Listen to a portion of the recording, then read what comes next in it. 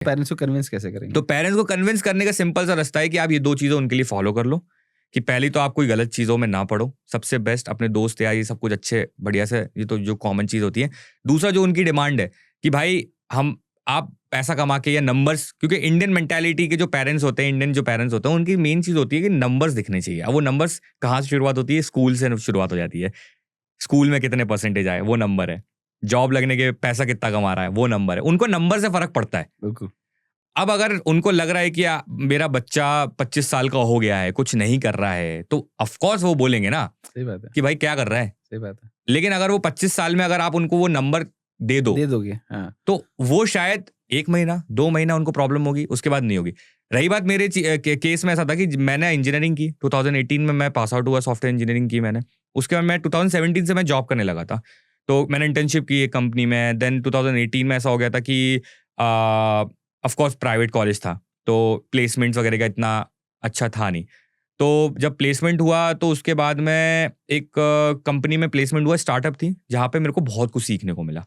एक एनवायरनमेंट मेरे को, टचवुड भगवान की दुआ से ऐसा हुआ कि मेरे को हसलिंग वाला एनवायरनमेंट मिल गया मतलब जब मैं इंजीनियरिंग पास कर रहा था 17-18 में, जब मेरे को वो बैकग्राउंड मिला, मैंने देखा कि यार यहाँ पे तो मुझे सब कुछ करना पड़ रहा है। मैं आया था यहाँ पे वेब डिजाइनर के तौर पे, और 1 महीने 2 महीने 3 महीने में मैं सॉफ्टवेयर टेस्टर भी बन गया।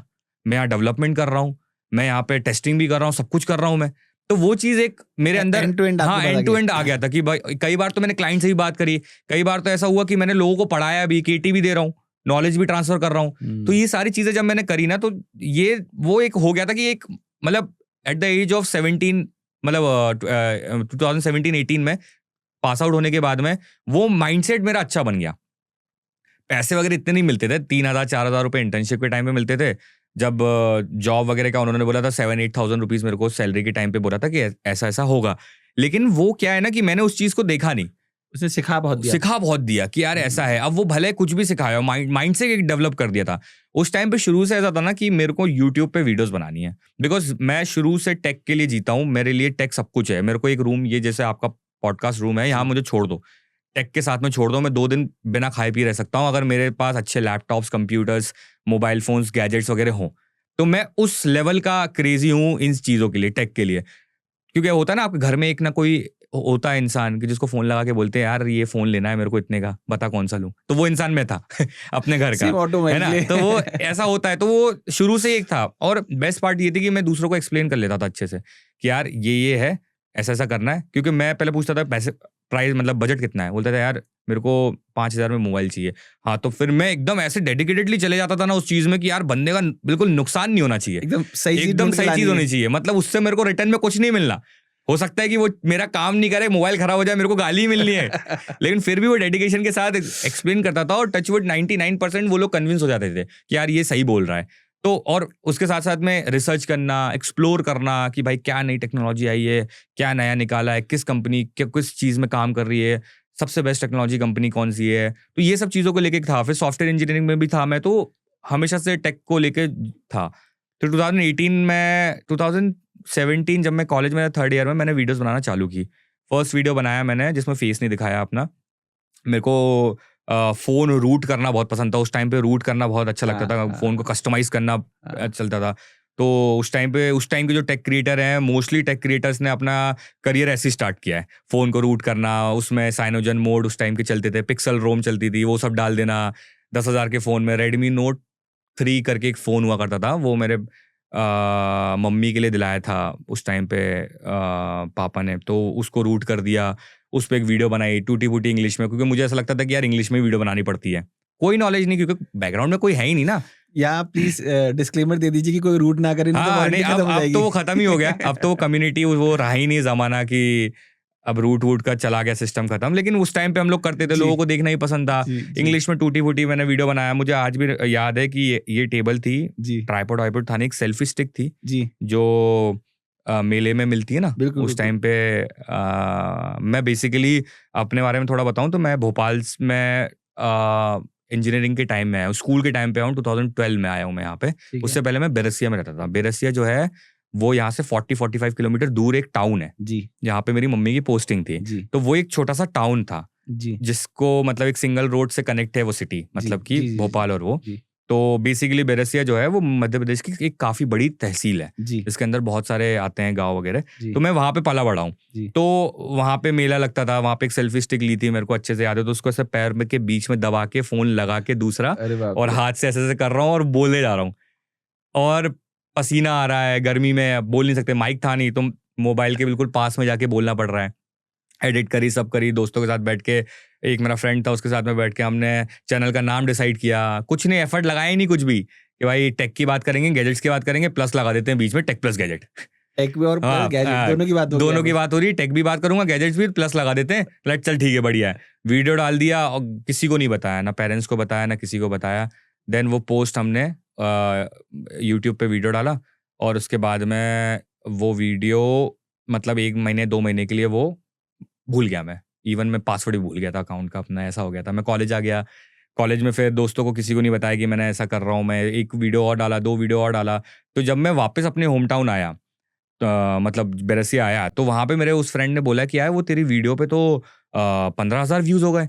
उस टाइम पे 15,000 व्यूज़ आप समझ सकते हैं काफ़ी है, मतलब 2017 की बात कर रहा हूँ मैं, और उससे तेरे को 150-200 सब्सक्राइबर भी मिल गए। क्या बात है मैंने कहा यार ये तो सही है यार ये तो।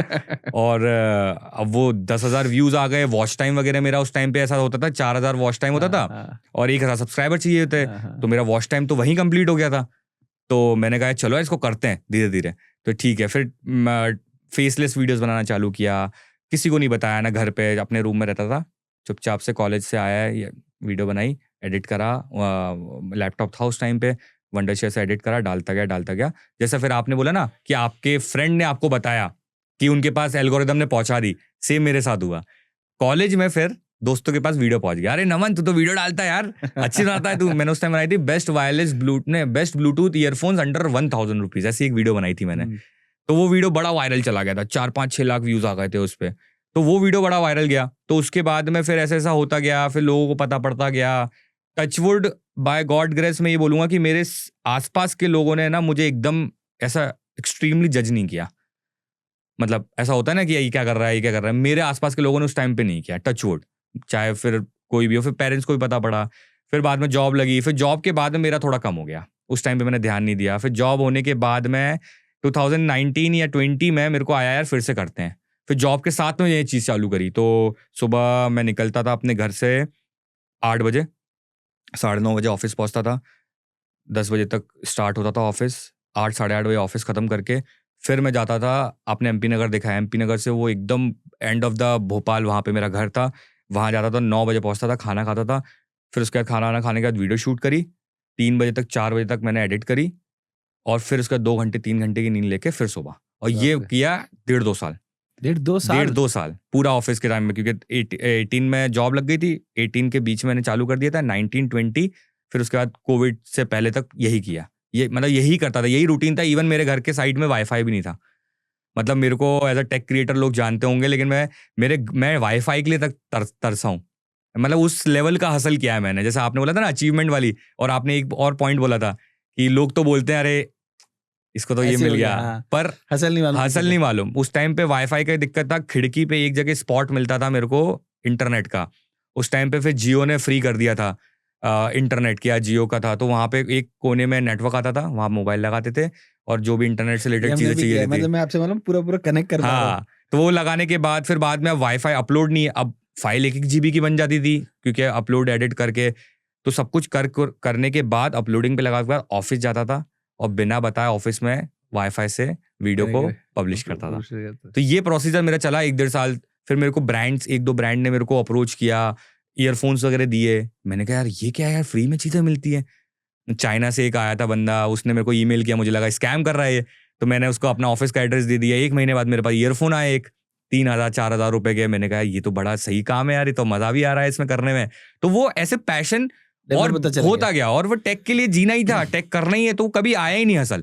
फिर मम्मी पापा को बाद में पता पड़ा। फिर जॉब छोड़ने के बाद ऐसा हुआ था कि बहुत डिसीजन हार्ड हो गया था मेरे लिए, 2 चीजें, क्योंकि फिर इंस्टाग्राम आ गया, रील्स का टाइम आ गया, तो उस टाइम पे मेरा रील्स बहुत बूम कर गया कोविड में, एकदम बूम कर गया मेरा, कि यार चलो ठीक है। आई वॉज लाइक, मैं बोल सकता हूँ कि हम 1-2 लोग थे सोशल मीडिया पे, इंस्टाग्राम पे, जो हम लोग एकदम फटे थे, मैं हो गया, जय कपूर हो गया, एलिमेंट टेक हो गया, हम लोग 3-4 क्रिएटर थे जो एकदम फटे 1 मिनट में इंफॉर्मेशन दे रहे थे और हाँ। लोगों को वो चीज रजिस्ट नहीं हो रही थी, क्योंकि टिकटॉक पे तो सिर्फ वो डांस और इस टाइप की वीडियो चलती थी, सही बात लेकिन इंफॉर्मेशन कैसे दे रहे हैं यार ये लोग। सही बात तो हम लोग वो प्राउड फील होता है कि हम लोग उस टाइम पे एक वो थे कि हम लोगों ने चालू किया, एक वीडियो 4 मिलियन 6 मिलियन जा रही हैं, 24 घंटे में 1-1 लाख फॉलोवर्स बढ़ रहे हैं, 2-2 लाख फॉलोवर्स बढ़ रहे हैं। तो उस टाइम पे जो मेरे सर थे, उस टाइम पे जो जिस कंपनी में मैं काम करता था, उनको मैंने समझाया कि जरा मुझसे नहीं हो पा रहा है, 2 नाव पे मैं सवार करके नहीं हो रहा हूँ, मुझे मालूम है मेरे लिए रिस्क है ये, but I have to take a step.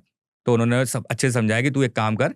तो क्योंकि मैं उस टाइम पे बहुत प्रोजेक्ट्स करता था सर, मैं बहुत हैंडल करता था उस टाइम पे, मतलब मैं उस सॉफ्टवेयर इंजीनियरिंग के टाइम पे जो मैंने सॉफ्टवेयर डेवलपमेंट था, वो मेरे लिए बहुत दिल के पास थी वो चीज़। तो उस टाइम पे उन्होंने मेरे को बोला कि तू एक काम कर, 2 घंटे का टाइम दिया कर हर दिन में, तू सिर्फ मैनेज कर, बाकी तेरे को जो करना है कर। मतलब ही वॉज लाइक इतना वो मेरे पे ट्रस्ट करते थे, क्योंकि मैं काम अच्छा करता था वहाँ पे। तो उन्होंने ठीक है, वो भी मैंने 4 महीने 6 महीने किया, लेकिन वो 2 घंटे के 8 घंटे कैसे होते थे, वो तो हो ही जाता है। हाँ। तो फिर मैंने एक दिन स्टेप लिया, छोड़ा, कोविड की टाइम थी कि सर अब नहीं हो पाएगा, कहना ठीक है, ऑल द बेस्ट। फिर उसके बाद चालू किया। पेरेंट्स को पता ही नहीं था कि जॉब का है, उनको मालूम था कि यार जॉब कर रहा है, बढ़िया है, साइड में ये कर रहा है, पैसा आ जाता है इससे, बढ़िया कर रहा है, उनको खुश थे वो लोग। लेकिन 2 महीने हो गए, मीटिंग्स नहीं हो रही मेरी, सुबह होके जल्दी टाइम पे नहीं उठ रहा हूँ, शाम को एंड मीटिंग नहीं हो रही जो यूएस क्लाइंट से मीटिंग होती थी, दिन भर कोई कॉल नहीं आ रहा है। इसके बाद फिर पापा ने बोला कि जॉब छोड़ दी ना। ये हुआ 1.5 महीने बाद, क्योंकि घर में ही रहते थे हम लोग 1.5-2 महीने बाद। फिर मैंने उनको बोला कि हाँ जॉब छोड़ दी। फिर उसके बाद उनको धीरे धीरे लगा कि हाँ ऐसा ऐसा है, बट फिर वो इवेंचुअली काम होता गया।